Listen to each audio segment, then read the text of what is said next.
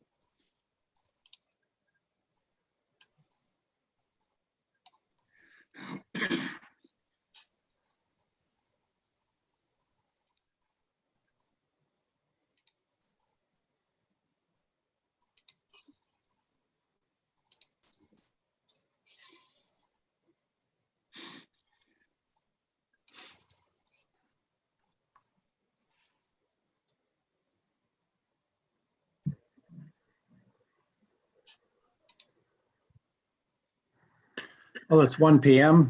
Call this meeting to order for November the 24th. Welcome to our meeting. Welcome staff, full complement of council. Welcome to those who may be watching via YouTube or record it as of later today, possibly, if it can get out with the way internet works in our world today. Anyways, so I'll ask for a moment of silent reflection so we may reflect upon our duties of today, please.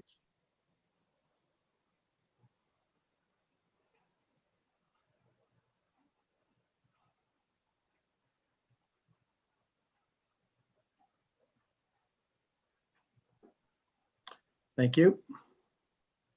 I'll remind council for a declaration of pecuniary interest, if there is any at this time or when subject may arise. Seeing no hands. Okay, thank you. I'm looking for an approval of the agenda for today's meeting of November the 24th, please. Councillor Warr and Councillor Archer. All in favor? That's carried, unanimous. Thank you. Looking for an approval of the minutes for the November 10th meeting that we had. So minutes of the meeting held on November 10th be adopted as presented and or as amended.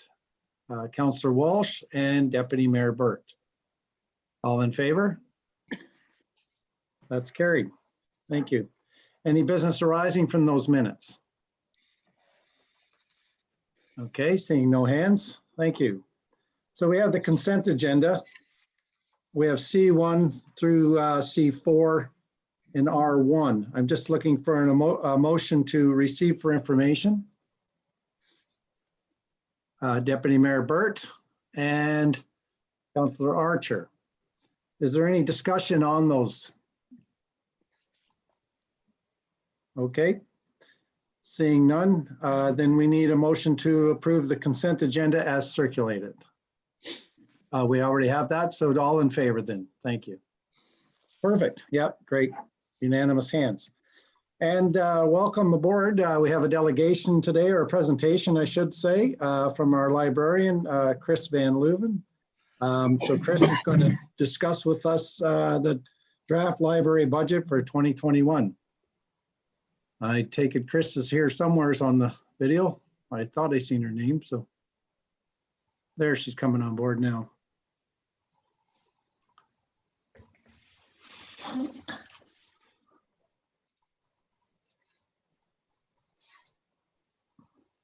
Welcome, Chris. Hello, everyone. Hello, thanks for joining us. Thank you very much for having me and giving me the opportunity to come in and speak with you today.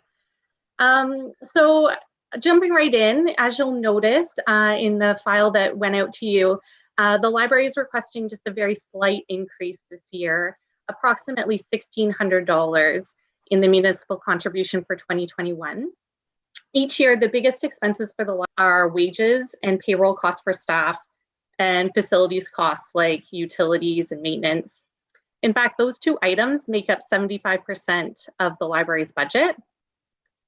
Other expenses for the library are those directly related to delivering high quality library service to the residents of Asphodel-Norwood. For example, funds spent on books, including ebooks, funds spent on library programs, funds spent on technology and IT support. The 6-month library closure that happened this year due to the pandemic did have implications for the library budget. For example, the library staff and board had been planning to hold a murder mystery fundraiser in April, through which we anticipated about $1,000 in revenue, but unfortunately we weren't able to proceed with it.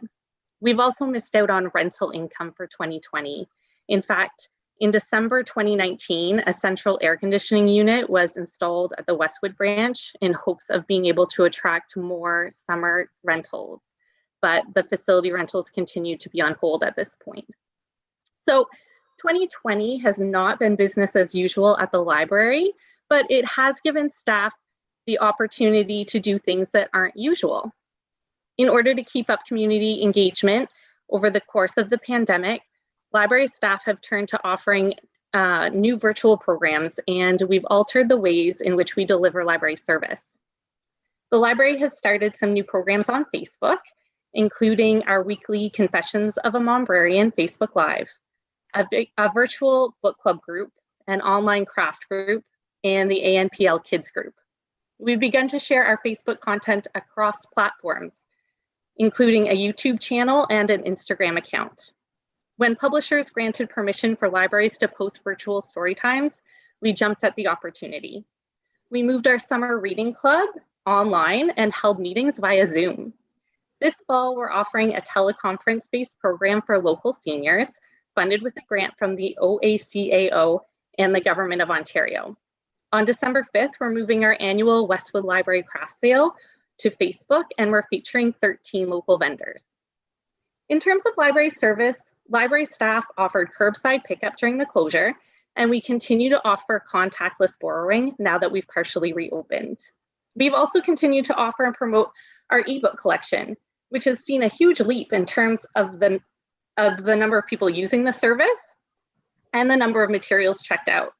For example, when comparing ebook downloads from October 2019 with October 2020, we had a 25% increase in the number of users and a whopping 60% increase in the number of titles checked out. Library staff helped residents to be able to use the library catalog to select books and to borrow ebooks by creating instructional videos and posting them online.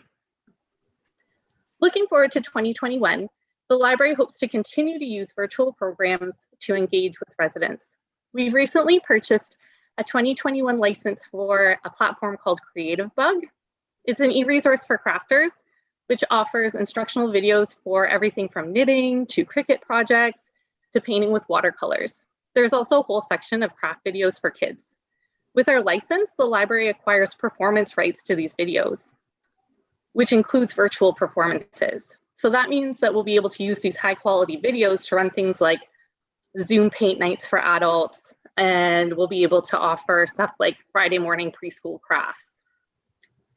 Overall, you will notice that the budget for 2021 is very much on par with what we had budgeted for 2020. Taking into account that pandemic-related service disruptions will likely continue for the first half of 2021, it made sense to take a reserved approach to planning while still including enough funds in the operating budget to remain flexible. The year 2021 will be a year of preparation for both the ANPL board and its staff. The board will be reviewing the current strategic plan as we enter the midpoint of their term, and the staff and board will be planning the celebration of the Norwood Library Building's 100th year in 2022. Thank you again for allowing me the opportunity to speak with you, and I'm happy to respond to any questions that you might have. Thanks, Chris. Okay, Council, open up the floor. Councillor Ward, please. Hi, Chris. Thank you for your presentation. I don't have a question related to the budget, but I do have a question related to the programming. And I recently watched a program, Steve Paikin from the TVO, and it was libraries in the time of COVID.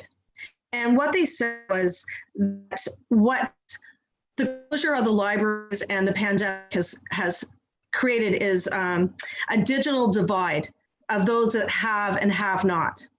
And so I noticed, like with your programming, that one of the things that I see that's missing for online services is more for seniors and also for a male demographic. And I noticed that you haven't really reached out on those two platforms to engage the public. And I was wondering if you had any ideas going forward with programming directed to like that digital divide too. And the second part to that question is, a lot of people don't have internet connection. People have lost their jobs. They just don't have it.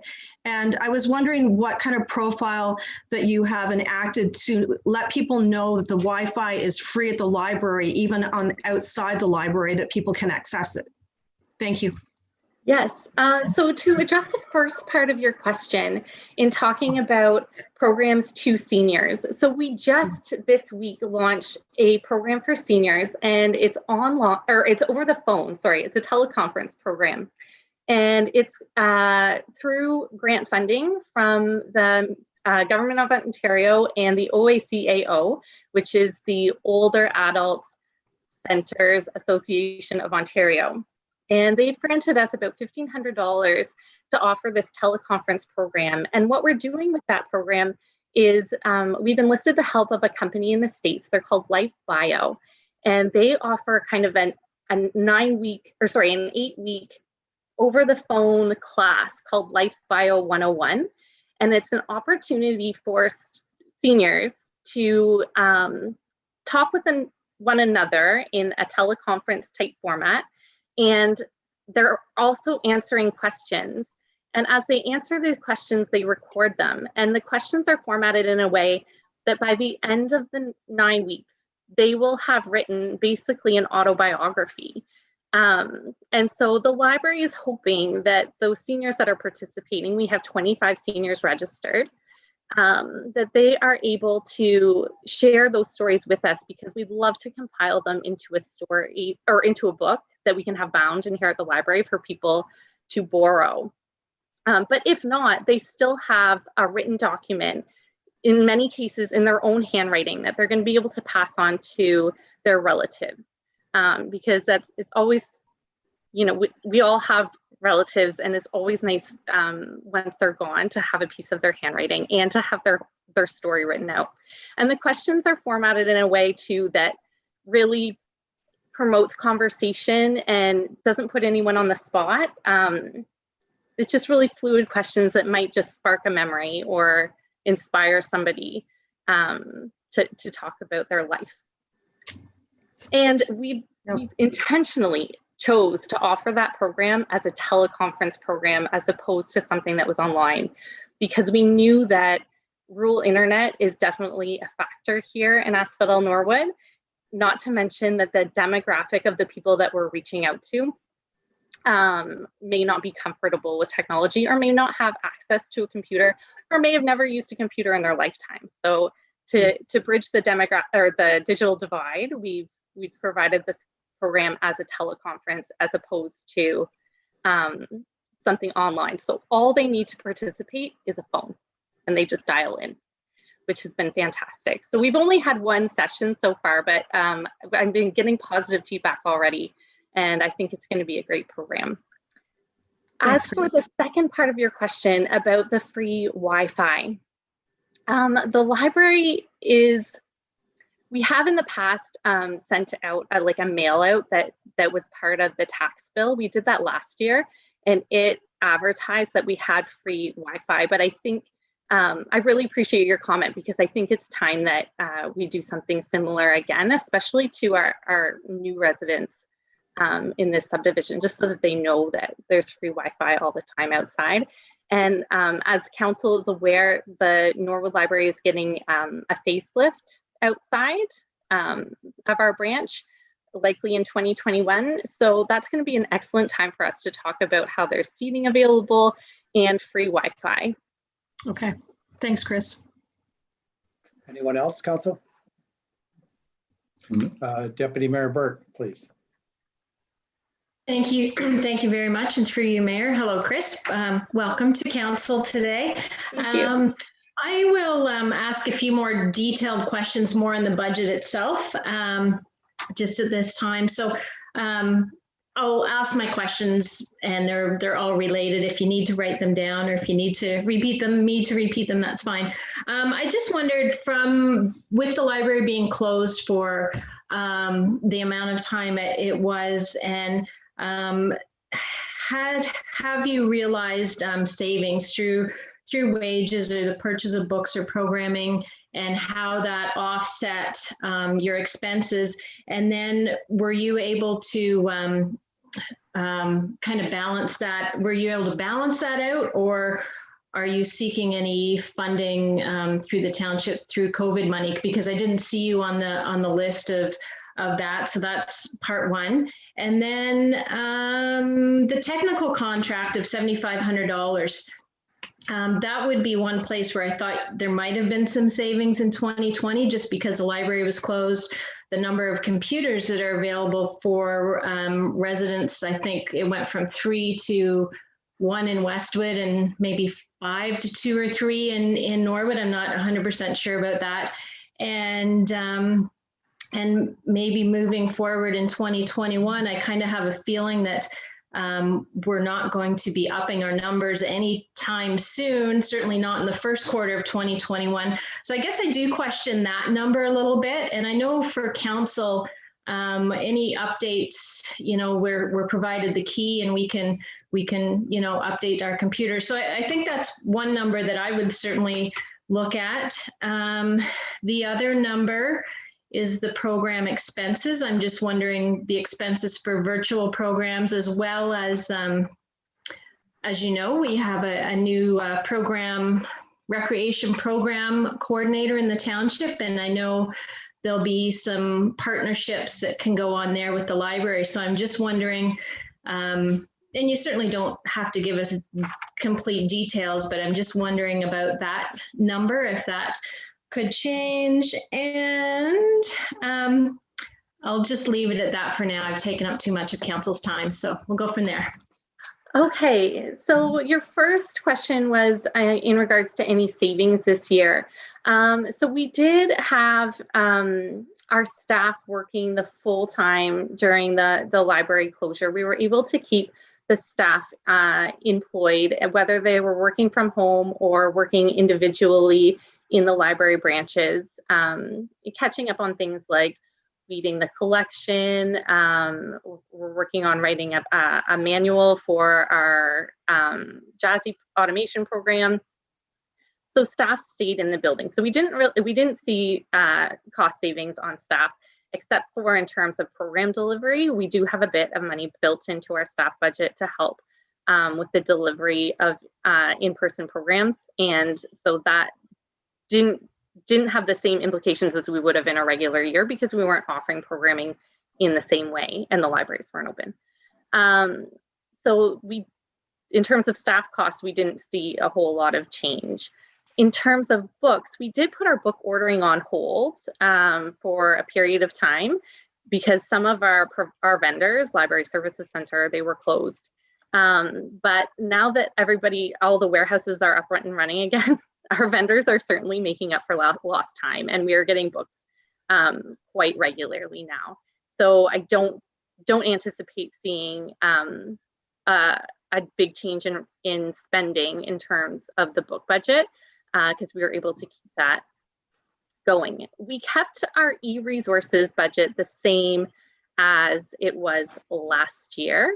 So we are offering a few different e-resources.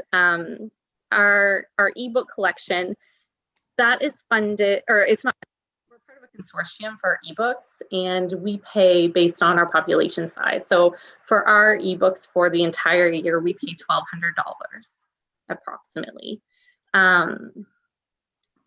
So I think we haven't seen substantial cost savings across 2020. We did have some expenditures in terms of COVID, but fell under $1,000, which because we have a surplus, we're going to be able to absorb that $1,000, and we didn't qualify for any of the COVID relief fund because it wasn't that big. It wasn't a big expenditure for us. Then in terms of IT expenses, so we had our IT person continue to work with us twice monthly over the course of the pandemic. They tapped into our Norwood computers remotely in order to update them, both the staff computers and the public access computers. And yes, we're down to 2 public access computers in our Norwood branch. In Westwood, because the internet connection in Westwood isn't particularly reliable, he wasn't able to connect to that branch remotely. So he's been going to Westwood Library twice monthly to look at the staff computer and the 1 public access computer that we still have available. He also, over the course of the year, as you know, you all got new email addresses, as did the library staff, so he got us set up with those types of things. And so he's definitely been working over the course of the closure. Moving into 2021, we kept his contract the same. We didn't adjust it, but we could go back and if it's something that council would like to see us go back and review, that's definitely something that can happen. We're open to looking at different ways for doing things. And program expenses. So in a bit of consultation with council and township staff, we weren't told in preparation for our budget that the library programming budget would have any implications with the onboarding of the new program coordinator. Nothing specific.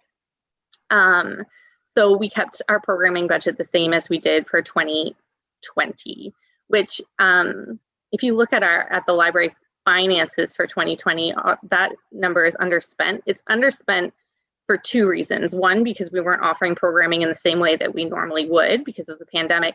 And 2, because we have been really fortunate to receive grants for our programming, which has meant that we haven't had to use a whole lot of our program budget because we received $6,300 from the Pat Morris Communities Fund to offer a teen makerspace. That's an in-person type of program. It's very hands-on. So we've been able to purchase the equipment for the program, but we haven't been able to put it into play yet. Fortunately for us, the funders of that program have been very understanding of the circumstances and have given us an extension on that program deadline. We also received $1,500 for the seniors program, and we had a seniors program that ran 2020 to 2021, funded through the Ministry for Seniors and Accessibility, and that was our Lunch and Learn program that happened 2020 to 2021.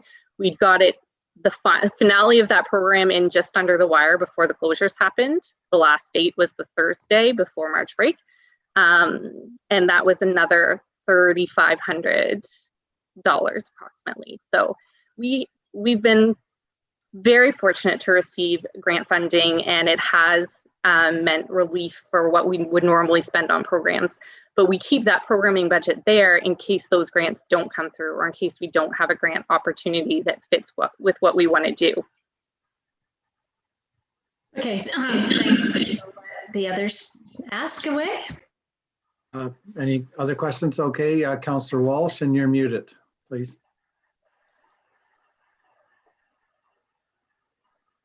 Hi, Chris. Thank you very much for your presentation. Greatly appreciate it. Just had a couple quick questions.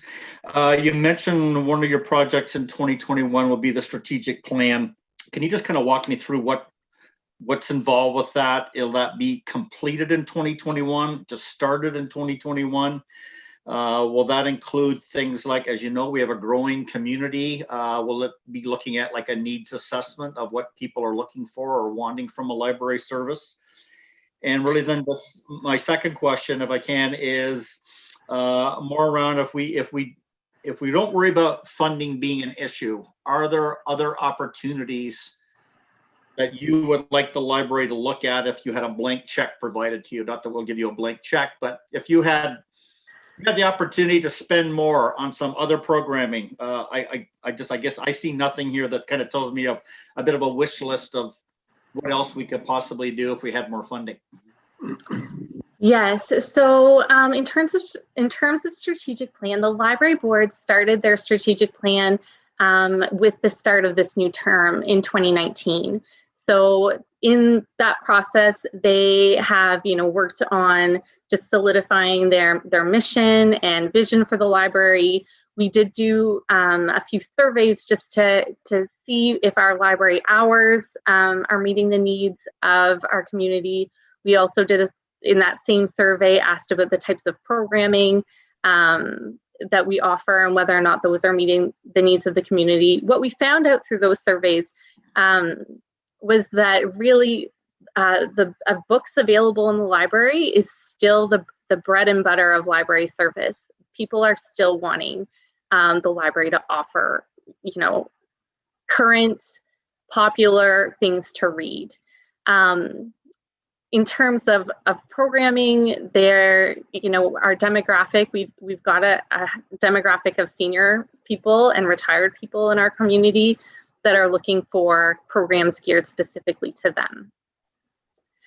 So now we've hit the midpoint of our strategic plan, and we haven't been able to accomplish much in the way of our strategic plan in 2020 because the board's feeling is that Zoom doesn't really facilitate a great conversation for planning.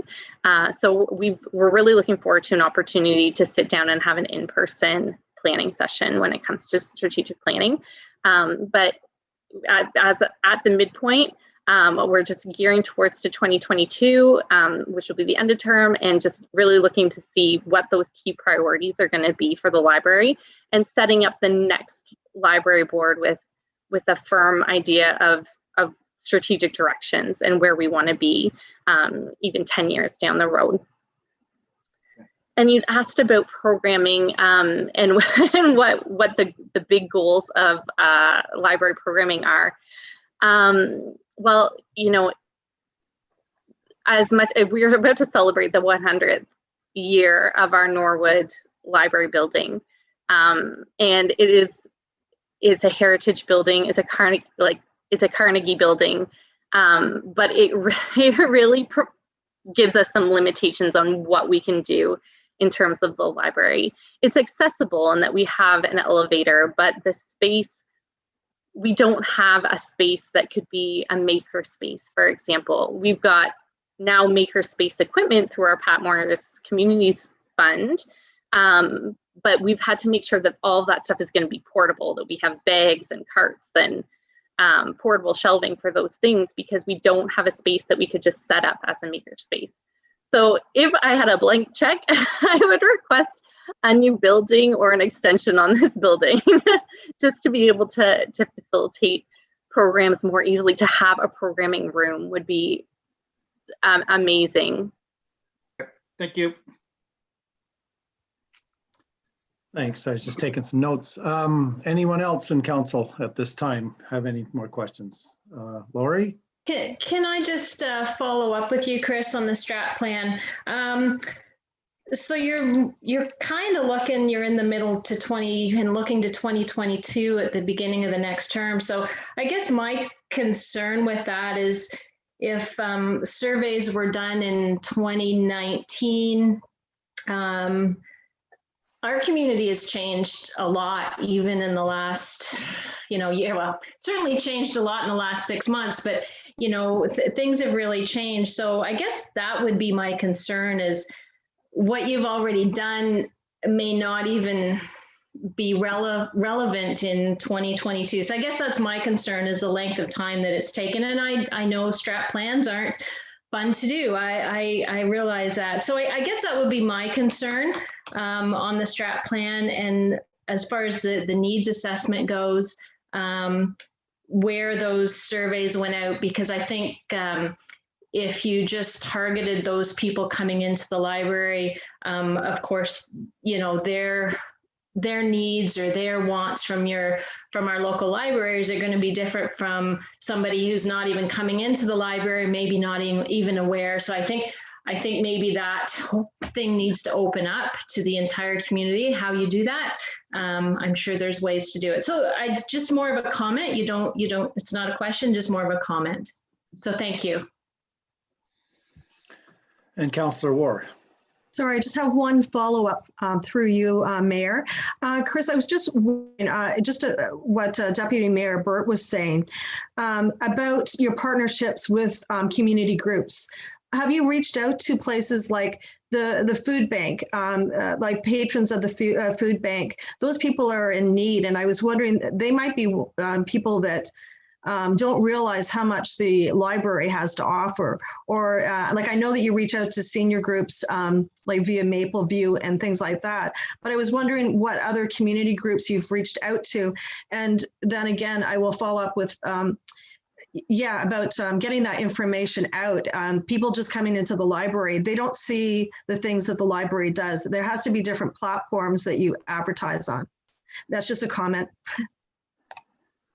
Sure.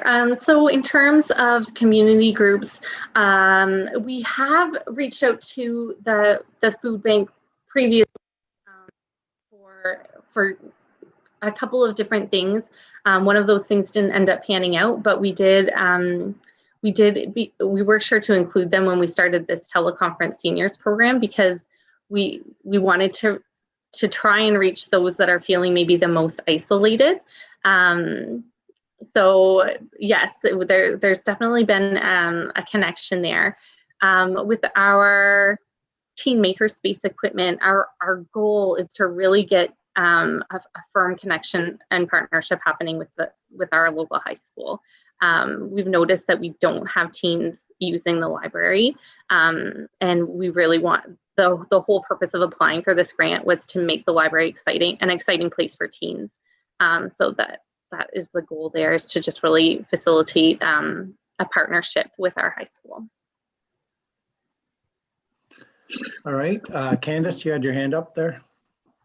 Yes, through you, Mayor. I just thought of something as I'm listening to the conversation going around that I may just offer up to Chris, and that is, as part of your strategic planning, I may recommend that you highlight a communications plan, corporate communications plan, as something that could potentially assist the library with identifying those user groups that you would like to reach out to, as well as the demographics within the township. And each demographic should have its own communication tool. And we established one for the township, I believe in 2016, and it changed. It was revolutionary for us. It changed the ability and the methods in which we reached out to the residents, and were able to spark that engagement and engage our community. And definitely, there's always the township. Obviously, we have those channels already established, and a lot of times we become aware of the library's initiatives through looking at Facebook or Pam may reach out to you to get an ad in the community press. We do have the community press at every single week, so please remember that, and you're more than welcome to utilize that to no cost to the library, as the township absorbs that cost. So just ensuring that maybe as part of that corporate communications plan, that the township is identified as one of your main corporate communication tools, as we already have a lot of those avenues in place. And if that's identified in your strategic plan, I think that would be a good home for it. And it really, really worked for us really, really well. Thank you. You're welcome. All right, I have two questions then too, Chris, please. One is you talked about the surveys and the teleconferences. So the surveys were done back in 2019 or so, from what I understand. What was the amount of people that took advantage of the surveys at that time? Do you remember approximate number? Yeah, we offered the survey via SurveyMonkey. We did it online, and then we had paper copies in the library. I would say we probably had about 60 to 70 respondents. Okay, We didn't, and as an afterthought, we discussed that we should have offered an incentive with that survey. As we've seen the township model, that they often offer an incentive of a gift card or something. So we've learned from the township in that regard, and moving forward, if we or when we hold another survey, just to kind of there again, just figure out our target area and their needs, we'll definitely use that and offer an incentive to go with it. great. And then, so the seniors teleconference, you've said it's up and running already. What's the participation in that now? We had capacity for 27 participants and we have 25 registrants. Oh, wow, good. All right, that's the end of my questions. Thanks very much. Any other questions, any follow-up from council at all on this? Okay, then basically, I guess at this time, we want to say thank you, Chris, for coming to today to be a presentation. And I guess with council, I'll be looking for a motion to receive for information and then defer to our budget deliberations later. Deputy Mayor Burt, seconded by Councillor War. All in favor? That's unanimous with hands. Okay, thank you. All right, Thank thank very much, you. Chris. Okay, bye for now. Okay, staff and committee reports then. So first up would be R2 would be Kyle Peacock, Water and Wastewater Operations Manager. And this has to do with a Class EA and preliminary design for new treated water storage facility. So Kyle, please, floor is yours. Awesome. Good afternoon, all. Looking for money again. So essentially, yeah, we're just looking for staff to receive this report regarding the request for proposal RFP 2020-02. It's for the Class EA and preliminary design for the treated water storage facility, as you said there, Roger. And further, that the Council of the Township of Asphodel-Norwood directs staff to enter into an agreement with JL Richards and Associates to complete all aspects of the Class EA and the preliminary design for new treated water storage. Essentially what got the ball rolling on this back in 2019 in November, we retained Engage Engineering to complete a comprehensive kind of assessment of the water and wastewater infrastructure within the village of Norwood. So the report reviewed all kind of the future conditions of the water and wastewater system, and it captured anticipated growth. They broke it out into 3 phases. So kind of proposed like what's on the books, future kind of likely future developments, and then kind of distant future developments. So the estimated growth with that was 1,800 residential units with also anticipated growth in institutional and industrial development. So the study, one of the main things that came out of it, the study noted that under our current conditions with our population, the standpipe's at 96% of its capacity. So we're basically right there.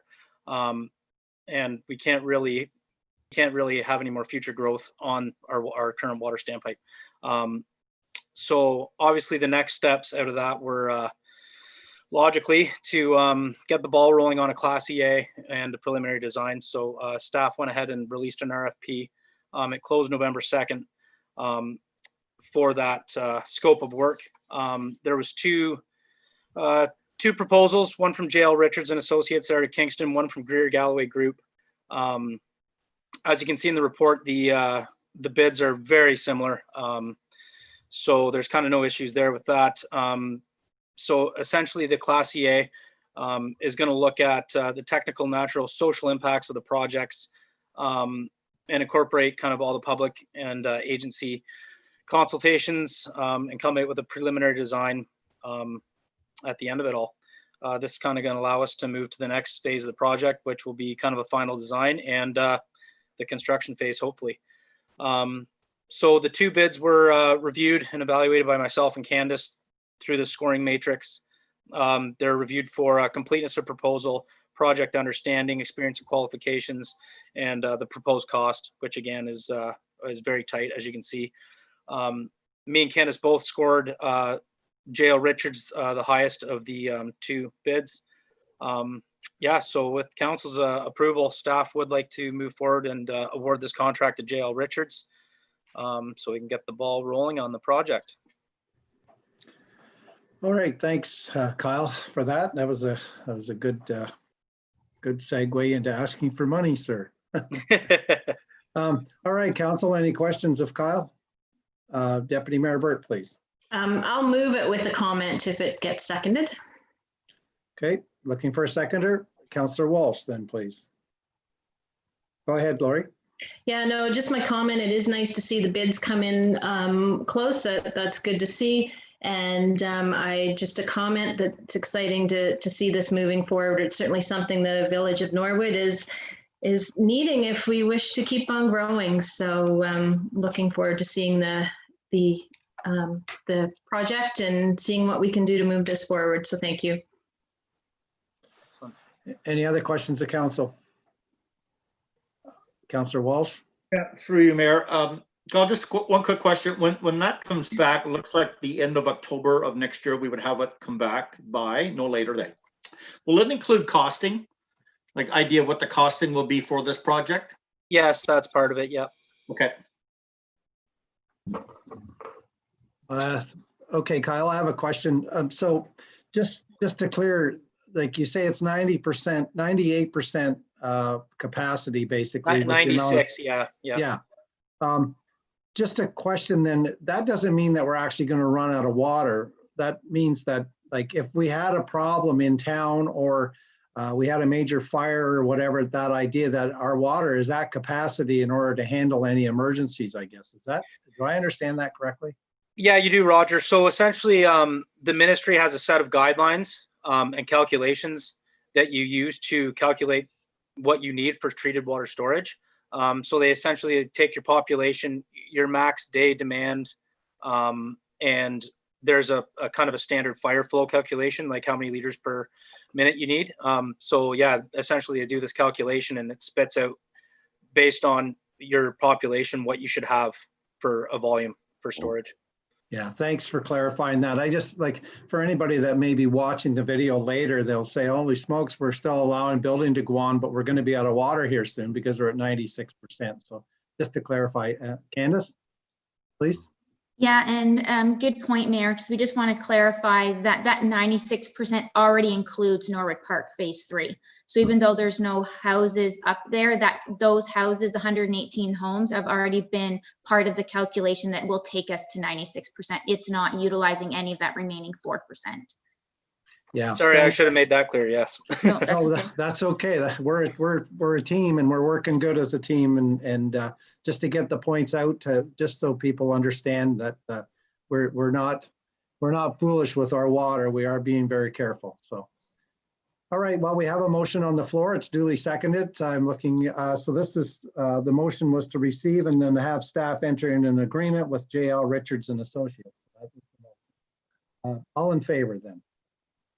And that is carried unanimous. Okay, thank you. And thank you very much, Kyle, for that. Thanks, guys. Have a great day.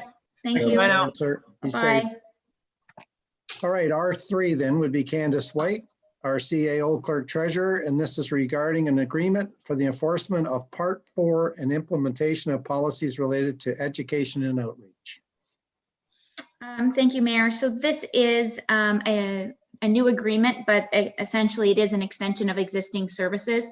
Currently, the Conservation Authority does act as our risk management official and does enforce Part 4 and implementation of the outreach and education policies under the Clean Water Act. Township staff is recommending that that service and relationship continue on for the next 4 years. The annual contribution of $18,500 has not been increased from the onset of this agreement, and there is no increase proposed by the Conservation Authority to continue performing these services. The report does include what the services that is provided underneath this agreement. It has been a successful arrangement and staff has no concerns to date to report to council. It has been successful. If council was not to enter into this arrangement, the risk management official duties would then fall back onto township staff. And I can tell you there is limited capacity within the current township staff complement to take on this role at this time. I'll take any questions. Thanks, Candace. Any questions of council? All right, Deputy Mayor Burt. Yeah, I do think this is good value for the money. Again, just as you stated earlier, Mayor, that water trumps everything, and it's so important to have this program in place. And Candace, I was wondering, the fee of 18.5, I know it's been the same for for quite some time. Is that based on population, or does each township pay the same amount, or do you know off the top of your head? And if not, you could get back to us. No, each township pays the same. Okay, thank you. You're welcome. And not originally, I should clarify, originally not every township participated in it when the Clean Water Act was amended. Some of them sent their staff to the risk management official training seminars, and they became accredited and they took it on in-house. Since then, those municipalities have given that to the Conservation Authority as well. So it's my understanding that I believe the majority of the lower tiers in Peterborough County take advantage of this program. Okay, thank you. You're welcome. Any other questions of council? No. All right, I'm looking for a motion then to receive and allow the mayor, myself, and the CAO to enter into this agreement with Orca then, please. I'll make a motion. Roger Yeah. and Councillor War. All in favor? That's carried unanimous. Thank you. All right, R4 then, Candace, again, please. This is regarding the tender results for the rehabilitation of the town hall accessibility ramp. Thank you, Mayor. So this has been a conversation in the last couple of budget years as we have been preparing for the replacement of this ramp for a couple of reasons. One, it is non-compliant with the current accessibility standards, and two, its deteriorating condition. Staff did engage in with an architectural engineer that did prepare the design that has been attached. Sorry, it is small for the design to be able to see. So if you have any further questions, you can email me and I can try to get you a larger version that you can maybe read properly. A tender was released in late summer, early fall. No tenders, no submissions were received. Township staff then re-released the tender, and we did receive 2 submissions. It has come to light that this industry is exceptionally busy in 2020 leading into 2021. Township staff had estimated the cost of the work as a preliminary number for budgetary purposes in previous years in order to build the reserve to accomplish the scope of work to be approximately $100,000. We did receive 2 bids. They are provided to council, and township staff is recommending that we move forward with the construction with Nicholson Brothers Concrete for the amount of $106,946, excluding HST, to be completed in 2021. It's important to note to council that a comprehensive contract is being prepared to be entered into between the township and the contractor to ensure a concrete testing program is commenced, as well as a warranty program is commenced to ensure that the end product is supported and the township has an asset that it'll be able to maintain into the future. Thank you for that, Candace. You're Questions, council? Any questions on this? Deputy Mayor Burt, please. Yeah, I'm just glad to hear about the warranty and the contract that is being drafted, and with the concrete testing as well, because that's certainly something that is needed for this project. So moving forward, I will make a motion at this time. All right, looking for a seconder then to award to Nicholson Brothers, Councillor Archer. All in favor? And that's carried unanimous. Okay, thank you very much. So R5 then, Candace, again, would be the allocation of the provincial COVID-19 Safe Restart Funds, please. Yes, thank you, Mayor. So as council is well aware, the federal and provincial governments have realized that municipalities are in need of some financial relief due to the financial impacts of the pandemic. So the township was awarded $119,000 towards any pandemic related expenses and impacts.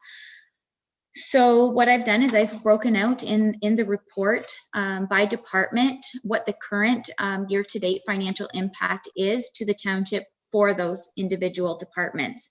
Administration did take a fair bit of a hit just due to the renovations that were required to the vestibule, so the entrance and exit to the municipal office, as well as appropriate equipment, meaning laptops and VPN servers, relocating the photocopier location, basically revamping the municipal office to meet all of the separation guidelines and recommendations that have been put out by the province, the medical officer of health, and Peterborough Public Health.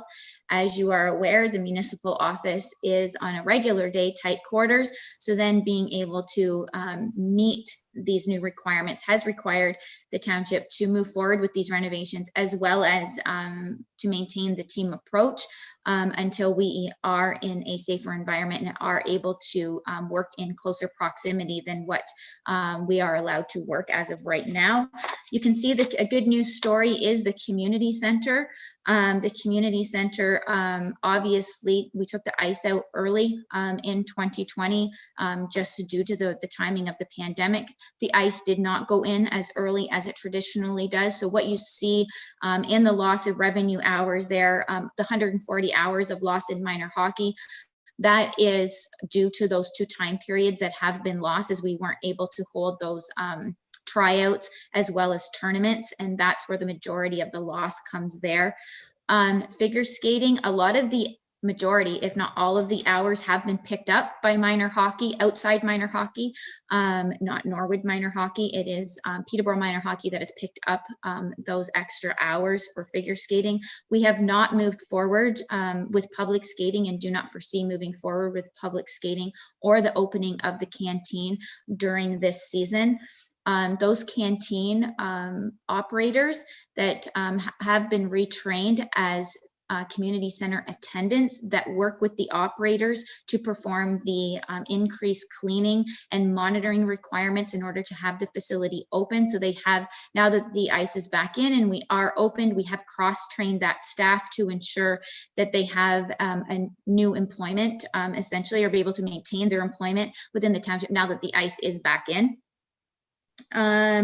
The ball field, obviously, there was no ball tournaments, etc. We did have a ball league start up at the very end of the season for a few weeks. And obviously the Millennium Room did take a financial hit, as all of the larger events, i.e. weddings, Christmas parties, etc., have all been canceled due to the pandemic. Township staff has been able to mitigate that loss in rental revenue by taking a look at expenses and capital projects and managing that loss. And essentially what we have done is we took the community center and treated it as its own isolated business and took a look at it and what needed to be done as far as a reduction in services, whether that was forced upon us by the pandemic or whether that was forced upon us due to the financial implications in the loss of revenue, to ensure that the impact to the tax base was mitigated. So no allocation from the 119,000 that we are getting from the province is required for the community center. Parks, obviously the parks were closed for a good portion of the year. We did see a reduction in expenses, but they were offset by the small reduction in revenue. So really there is no reason to allocate anything from the 119,000 to the Parks Department as well. The biggest expense in the summertime, obviously, is the grass cutting, but we did maintain that as we did not want the parks to become overgrown and an aesthetic problem, but we did not have to rent the washrooms. The portable washroom facilities are the other main expense for that department, and that did not occur. The Public Works Department essentially carried on status quo with very little financial impact to that department from a financial perspective. That being said, obviously from a personnel perspective, there has been a fair bit of managing to ensure that our staff remains safe and that our current level of service maintains. The manager and I have worked diligently to create a winter operations plan to ensure if the township is affected in different stages throughout the winter, what does that look like to ensure, obviously the roads still need to be plowed, the sidewalks still need to be cleared, winter operations does need to continue, but if the pandemic was to affect the staffing complement at Public Works, we feel that we are in a position to ensure that that level of service can be maintained. Obviously, it is a staged approach depending on how big the impact is. So some decisions are quite easily, it's simply the shifting of staff, ensuring that staff are all cross-trained on pieces of equipment to ensure that we can move staff around. Obviously, maybe taking advantage of contracted services, as we do have contractors on standby as emergency personnel to the township if so required, as well as we can enter into emergency type bylaws that would lower the class standings of our roads, that would assist in maybe taking an extra few hours to get them cleared if we say had to have one snowplow or one operator clear 2 routes. So we do have, it's a multi-staged approach, but we are prepared for winter. The Environmental Service Department, which is the transfer station, obviously it was closed for approximately 2 months during the pandemic. The financial impact, though, has been minimal. The department is not experiencing a loss in revenue at all. So there is no need to transfer any of the COVID-19 restart funds to that department. The fire department, obviously this department has been greatly affected from a personnel perspective. That being said, not a huge financial impact either. We have seen a reduction in, I guess you could say, wages and salaries, as we have not been, there was a period of time there we were not conducting on-site training. In the past few months, we have been doing outside training only at separate stations. So station 1 is staying in station 1, station 2 is staying at station 2. So during training nights, we're not cross-training those 2 departments. Obviously, in a call scenario such as a fire, those 2 stations will come in contact with each other. But in a training perspective, it's important to keep that space intact as much as possible. As the inclement weather approaches and we do move into obviously colder temperatures, the ability to conduct that training outside does become more difficult. So considering we're not seeing an end or a light at the tunnel. Now that we're in yellow, I do foresee potentially the training being postponed again for at least a little while during the inclement weather months, unless there is something that the fire chief can come up with that we can train in the winter to ensure that the firefighters remain safe, so that we have a good complement of firefighters to be able to respond to the emergencies of the residents. Water and wastewater departments, they did incur a slight loss due to the waiving of the interest and fees on past utility bills for a period of time during the pandemic. And we will be taking an allocation from the Safe Restart Fund to offset that.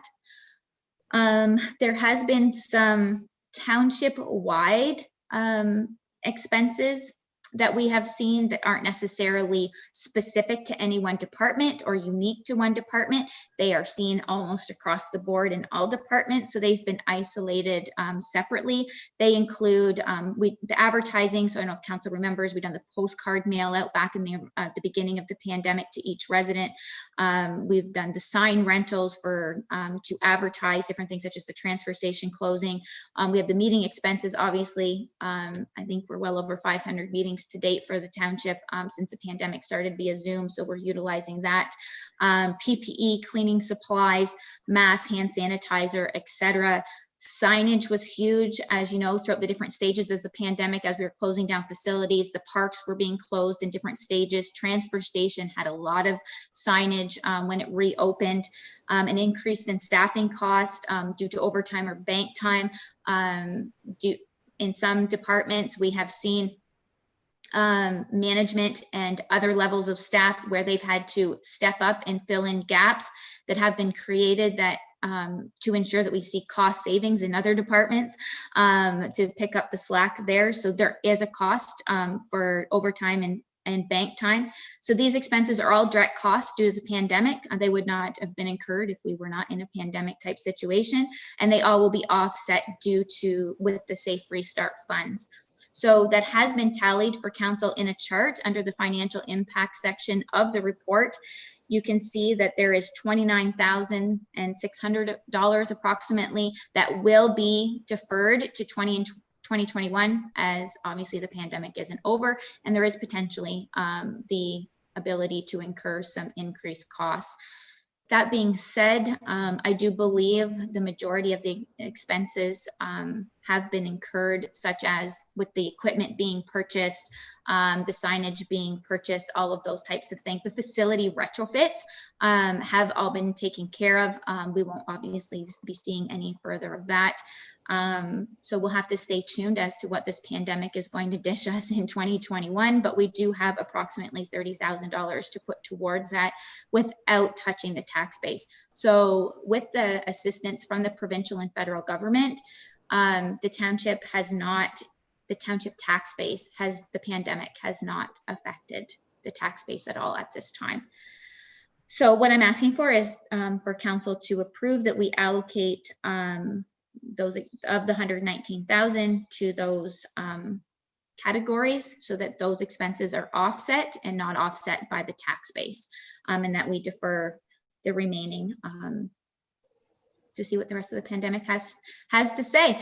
Obviously, this does not include December of 2020 as well, if something were to happen. I'll leave it to council for any questions. I've spoken long enough.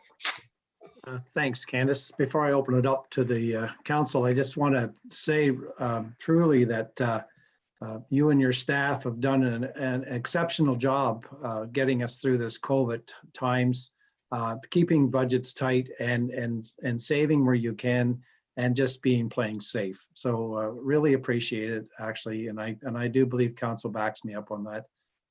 We're very proud of our staff. So thank you very much. You're welcome. I will pass that on to the team. Thanks. Okay, questions, council, as to the funds? Go ahead, Councillor Walsh. Basically, through you, Mayor, basically just to echo your comments, well done to Candace, to you and all of the staff. Certainly unprecedented times that they've had to deal through, curveballs day after day, and certainly sounds like that we came through in flying colors. I'm sure there's been some pain along the way, but for the most part, pretty pleased with the approach that we took in a very safe manner for everybody. And it's also nice to know that it's not going to be costing our taxpayers any money as well. So well done. You're welcome. And thank you for acknowledging it. There were days. Yeah. Anyone else? Councillor Ward, please. Through you, Mayor. Candace, again, I was going to echo the same. The staff and your management team have done a wonderful job keeping this in check. I was wondering if there's been any discussion about township facilities that may be used if population has vaccinated, if a vaccine comes out. Any talk about that, and would some of the funds have to be used for that? She cut out halfway. So are you looking for any, if the township facilities were used to administer the vaccine, would we have to use funds to pay for that? Yeah, as a location. Yeah. There hasn't been any discussion with Peterborough Public Health as to how they're going to administer the vaccine, where, when, how many locations. Yeah. Are they going to be using larger centers? Are they going to be going into every single municipality? We have no idea. I do know when the province or the federal government has utilized any township facilities in the past, they have always paid for those facilities. The taxpayer has never picked up the rental fees for the use to date, and that does include elections and everything. That being said, with this being a pandemic, and it obviously we've never been in that situation before, so unfortunately I can't say, and there hasn't been any conversation to date. But I will keep council apprised now that you are inquiring. If that conversation starts to happen, which I suspect it will very, very shortly, then I'll ensure, maybe I'll have an update at the December 8th meeting. I'll ask the question. Thank you. You're welcome. Deputy Mayor Byrd, I seen your hand. Yes, thank you very much. Just a quick question to Candace on the fire department. And I know it would be tricky with the training, but have they done any virtual or online training or anything like that? Is that available to them? And again, I know it's not the same because you're not, together and in the trucks, but I was just wondering for first aid or medical training, that sort of thing.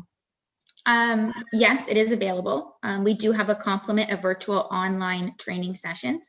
And when we go to shut down again for inclement weather, that is what will commence. Obviously, it'll be done in a staged approach. Not everyone has the access or the ability or the knowledge base to participate necessarily in that type of platform, but it will be offered. And those who have the ability and the willingness to participate will, of course, be able to. Thank you. You're welcome. Any other questions from council? Okay, seeing none then, so the motion is basic, receive and also to allocate the funds towards the COVID-19 related expenses and lost revenue as it was presented. Councillor Walsh and Councillor Archer. All in favor? That's carried. Thank you. All right, so the next one, Candace, did you have a drink of water yet? Not No. yet? All right, R6. Candace, this has got to do with the draft 2021 Recreation and Community Center budget, please. Yeah, so in the spirit of talking about 2021 and budgets, we will continue with the Recreation and Community Center budget. It shows a $64,600 decrease in revenues, a 2% or 8,200 approximate increase in expenses, and a 66% or $62,000 decrease in capital. So an overall levy implication of approximately $10,000. It's pretty easy to see where township staff is balancing the loss in revenue. This has been the most difficult budget to predict and to put into place, as there's so many unknowns, but we are moving forward. But again, if the community center and does have to shut down, if we do continue to escalate through the shutdown phases, as we are in yellow now, if we progress into orange and into red in the future, and the community center does need to close, obviously then we would reinvoke the policy that we had in place before, go back to what we've already accomplished in March or April. So we would offset those revenues, obviously, with a reduction in expenses. We've been there, we know how to do it. Now we know the plan, we just have to follow the same road. So it'll be an easier road to go down, that's for sure. Areas of significant impact, obviously, as I said, conservative approach to revenues. If we are able to stay in green and yellow and are able to remain open, obviously that financial picture will look much different for 2021, and you'll see that through the quarterly variances as they come forward to council. An expected increase, this is the bad news story, and this is where I'm giving you the soft approach before you see the December 8th insurance renewal. I'm preparing you today. I do suspect, based on my conversations with the insurance company, we're going to see anywhere between 10 and 20 to 22% increase on the liability side for insurances. For as far as vehicular, we're not going to see any impact. I think it's going to remain pretty much status quo for vehicle insurance, but the liability side, which obviously a good part of our liability insurance is at the community center, water and wastewater is also going to get hit, because obviously we're an operating authority and distribute water, drinking water to the residents. So we have good liability insurance. So those two departments or three departments are going to get hit fairly hard, as well as the facilities budget that you've already seen. There is a small impact there because we do see liability insurance at the facilities as well. So yeah, it's approximately a $7,000 hit. I have asked the question, is this a trend or is it a 1 year to balance the book of business? The recommendation, not guarantee, from the insurance company that it is going to be a one-time adjustment, and they do foresee going back to the original renewal. So we see anywhere between 1% and 6% traditionally for insurance renewals. So they do see it as being a 1 year adjustment to the book of business. To date, I have to say Asphodel-Norwood has been fortunate in its insurance renewals. This is the first year that we have seen an increase of this size.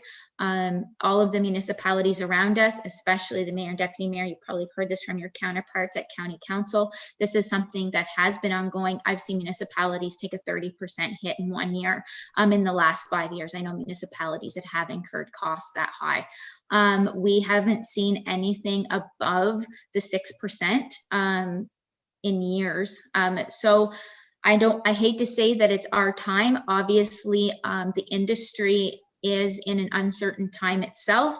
And unfortunately, there's not much we can do about it. If we were to go out to competition and release an RFP for insurance, because I have had those conversations as well, because obviously that's one of my first questions when we see an impact like this is, do we need to go out into the competitive arena? Now is not the time, based on those discussions, to go out into the competitive arena. Those municipalities that have chosen to go out to an RFP have struggled to get insurance companies to bid, to take on a new book of business. It is a challenging time right now. It is not the time to go out and try to secure new insurance. Not saying that that time is not going to come in the short term, but for the 2021 renewal, considering what the outlook of the world is right now, it's probably not the time to be putting our insurance policies at risk. So I'll have more information for you at the December 8th meeting when I have the full renewal package. I do not have it in my hands as of right now. We are still continuing on with the recommendation for the $25,000 reserve allocation for the future ice plant costs.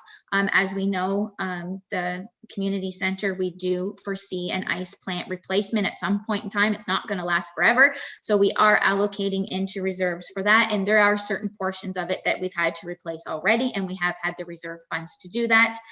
$25,000 for the recreational programming support for the master rec plan and the part-time community program coordinator. So as we move forward with that position, obviously they need funds to be able to implement the programming and initiatives that person will be responsible for.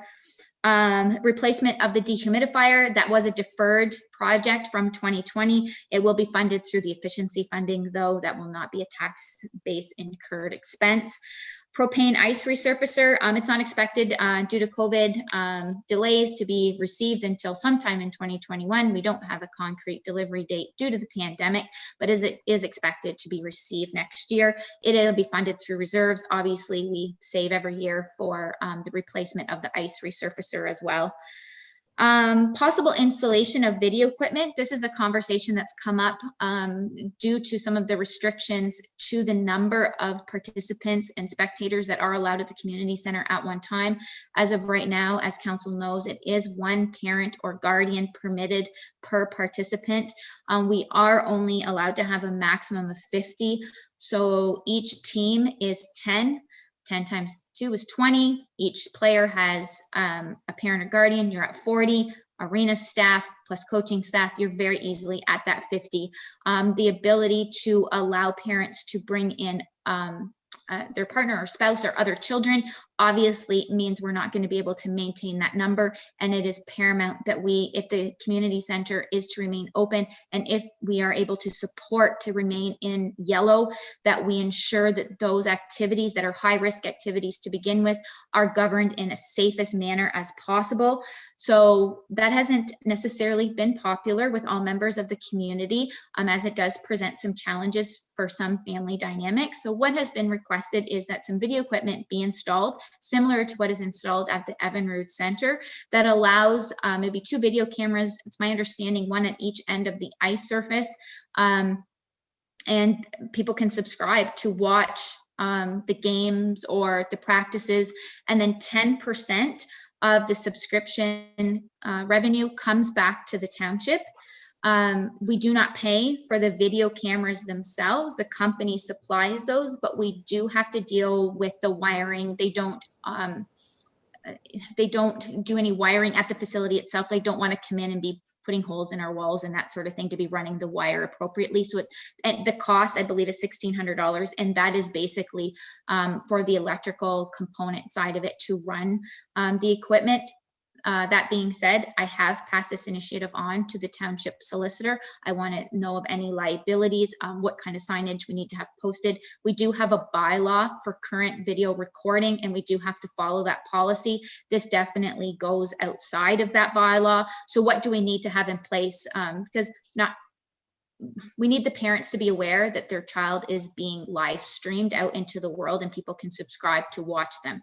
And if we're allowing that to occur in our facility, obviously there could be some logistics, whether that's just simple as signage, whether that's a form that needs to go out to minor hockey that all parents need to sign, that they're aware at least that this is happening.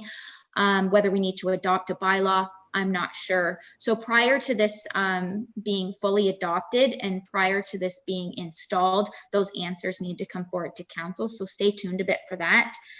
Township staff, if all goes well, has planned for the ice to be removed on approximately March 31st. Obviously, this is earlier than it has been traditionally, as we don't foresee any of those large events happening beyond that. The other implication is the Investing in Canada program. So the community culture and recreation stream, which is the expansion to the community center. If we do receive a positive response for the expansion from the federal government, this has all come to council before. The recommendation is that the allocation for 2021 be withdrawn from the working funds reserve. There has been some questions in regards to whether it can be taken from the development charge reserve. That reserve has been committed at this time to deal with the offsite sanitary project, the 600 meters. So until we have that project completed in 2021 and see where the funds stand, we want to ensure that it's not overcommitted. So we'll take another look at it then in 2022. And obviously, if the DCs can be utilized for the 2022 contribution or 2023, then that's what will happen. So I shall leave it to council for any questions or comments. Yeah, thanks, Candace. And I just want to jog council's memory that, so we're going to be talking about draft budget stuff here in the next couple, R7, R8. Just for council, there is no silly questions. This is the beginning of our talking about our budget times. So having this now will make budget talks later that much more smoother, so we can get things worked out as we go along. So just to jog your memory on that. So any questions, council? Deputy Mayor Burt, please. All right, I'll get started. Not so much questions. When I saw the rec budget, I just thought, wow, this is a tough one to nail down the numbers, because like you said in your introduction, it's just so difficult to predict what 2021 is going to look like, particularly for this department. So I think it's a well-balanced approach, and while still being optimistic that we can stay open until the end of March with the ice in. So I think it's very well balanced, and I'm looking forward to seeing what the recreation coordinator comes up with, because I'm sure when this idea was brought forth to council, we were looking forward to in-person programming and lots of stuff for that. So it's certainly going to be a little bit difficult start to the year, I think. Certainly different than what was anticipated, but looking forward to seeing the creative ideas that comes out of that position.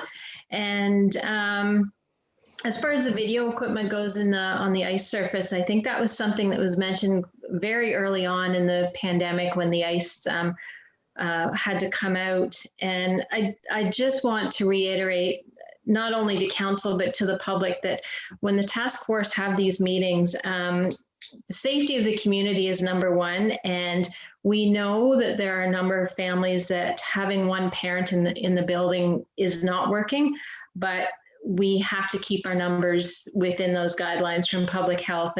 And it's not an easy decision to make, but I think the decisions that have been made certainly keep the safety of community in mind. So I really just wanted to reiterate that. So it'll be interesting to see how when it comes back, how we're going to if we can do that video